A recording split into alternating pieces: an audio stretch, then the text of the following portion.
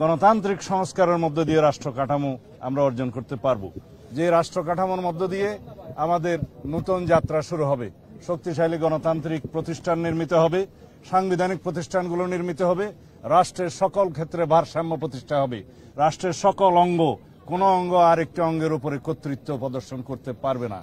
সাংবিধানিক সীমারেখার মধ্য থেকে সমস্ত অঙ্গ সাংবিধানিক ভারসাম্যতা রক্ষা করে একটি কার্যকর গণতান্ত্রিক রাষ্ট্র বিনির্মাণ করা হবে এবং হবে ইনশাআল্লাহ। সেই দিনের আশায় আমরা আছি।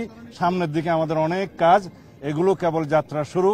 সবাই জুলাই সনদ স্বাক্ষর করেছে, যারা দুই একজন স্বাক্ষর করেন নাই আশা করি তারাও ভবিষ্যতে স্বাক্ষর করবেন, সেই এটা উন্মুক্ত রাখা আছে।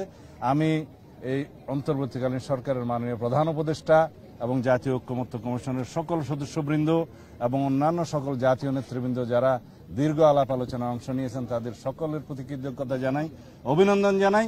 আর মিডিয়া কর্মী হিসাবে সাংবাদিক বন্ধুগণ, আপনারা দিন রাত পরিশ্রম করেছেন, আমাদের সাথে কাজ করেছেন, আপনাদের প্রতি অসংখ্য কৃতজ্ঞতা। আর্টিকেল 65 এর সাবসেকশন 2-তে বলা আছে, বাংলাদেশের প্রত্যেক আঞ্চলিক নির্বাচনী এলাকার মধ্যে সরাসরি প্রত্যক্ষ ভোটের মাধ্যমে 300 জন জাতীয় সংসদ সদস্য লইয়া জাতীয় সংসদ গঠিত হইবে।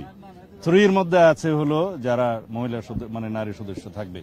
কিন্তু এখন কেউ কেউ সেটা বর্ণনা করছে যে নির্বাচন কমিশন শুধু নির্বাচন করার জন্য দায়িত্বপ্রাপ্ত, অন্য কিছু নয়। এটা সত্য, নির্বাচন কমিশন তো নির্বাচন পরিচালনা করবে, কিন্তু কিভাবে করবে সেটা বর্ণিত আছে। সুতরাং জাতিকে বিভ্রান্ত করার কোনো সুযোগ নাই।